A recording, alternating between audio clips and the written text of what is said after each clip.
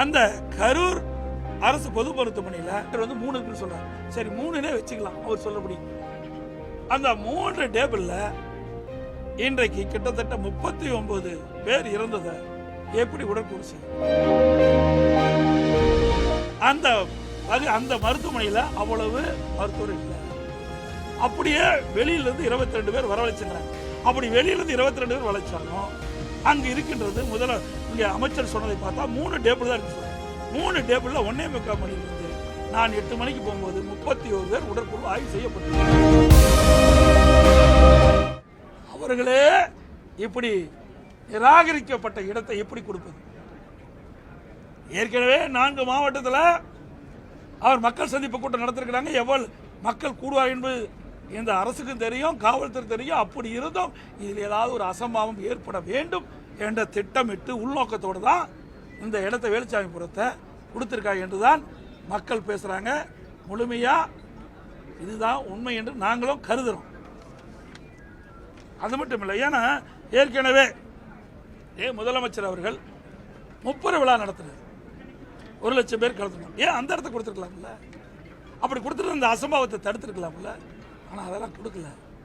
இப்படி ஏதாவது ஒரு சம்பவம் நடக்க வேண்டும் என்று இந்த அரசு திட்டமிட்டு தான் இந்த ஏற்கனவே அனைத்து இந்திய அண்ணா திராவிட முன்னேற்ற கழகம் கேட்ட இடத்தை கொடுக்காமல் அவர்கள் நிராகரிக்கப்பட்ட அந்த இடத்தை எங்களுக்கு ஒதுக்குனாங்க. அதே இடத்தை நிராகரிக்கப்பட்ட காவல்துறை நிராகரிக்கப்பட்ட அந்த இடத்தை தான் தமிழக வெற்றி கழகத்தை கொடுத்துருக்குறாங்க. அப்படி கொடுத்து இப்படிப்பட்ட சம்பவம் இந்த அரசினால் தான் ஏற்பட்டது.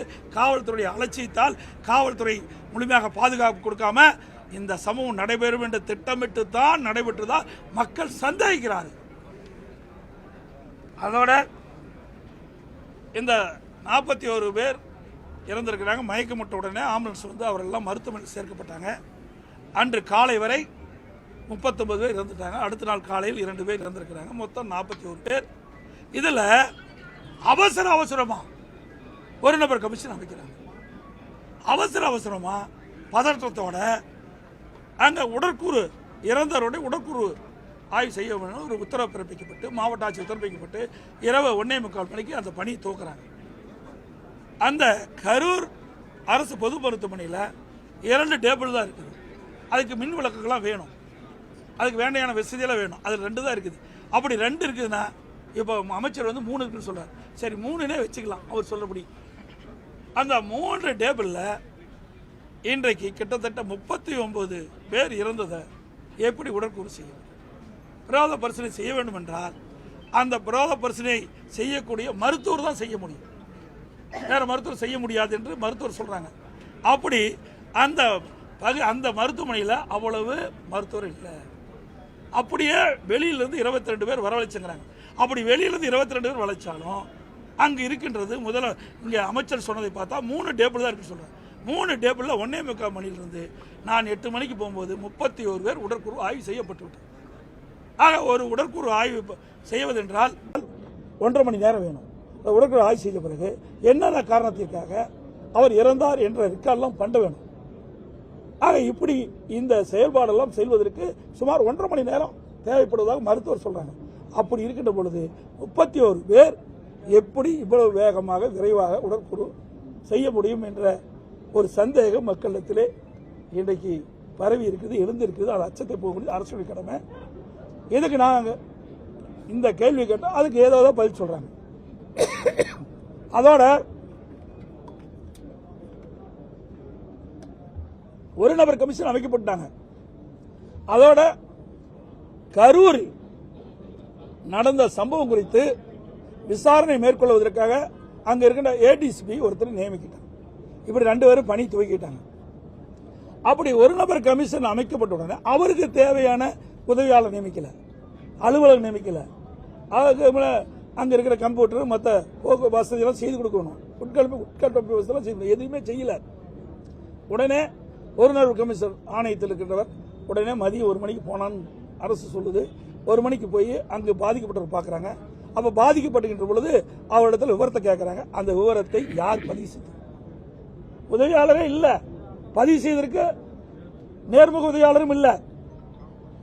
ஆக இதையெல்லாம் ஒரு டிராமாவாக ஒரு நாடகமாக இந்த அரசாங்கம் அரங்கேற்றி உண்மை சம்பவத்தை மறைப்பதற்காக இந்த அரசு எடுத்த நாடகம்தான் என்பது வெட்ட வெளிச்சமாகுது. அதோடு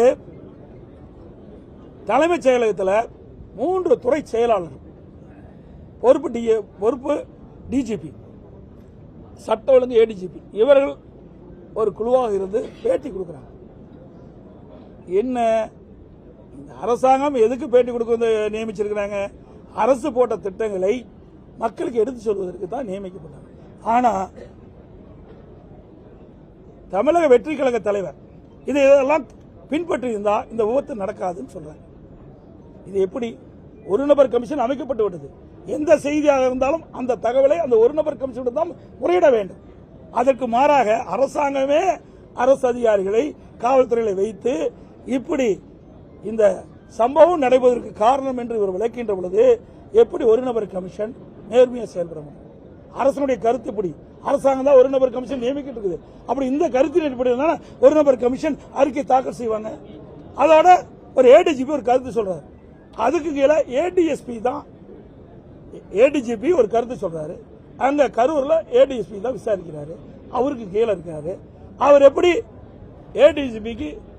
ஏடிஜிபிக்கு எதிராக அவர் எப்படி அங்க போய் அந்த விசாரணை நேர்மையா செய்ய முடியும்? இதெல்லாம் பெரிய சந்தேகம் ஏற்படுது. எவ்வளவு பதற்றீங்க. ஆக இதையெல்லாம் பார்க்கின்ற பொழுது வேண்டுமென்றே திட்டமிட்டு தான் இந்த நிகழ்வு நடைபெற்றுவதாக மிகப்பெரிய சந்தேகம் எழுகிறது. 41 உயிர் போவதற்கு இந்த அரசாங்கம் அலட்சியத்தின் காரணமாக, காவல்துறையுடைய பாதுகாப்பு குறைபாட்டின் காரணமாகத்தான் நடந்திருக்கு என்பது எதேச்சையாக தெரிகிறது. பிளே ஸ்டோர் மற்றும் ஆப் ஸ்டோரில் இருந்து பாலிமர் செயலியை QR கோடு மூலம் பதிவிறக்கம் செய்யுங்கள். செய்திகளை உடனுக்குடன் பெறுங்கள்.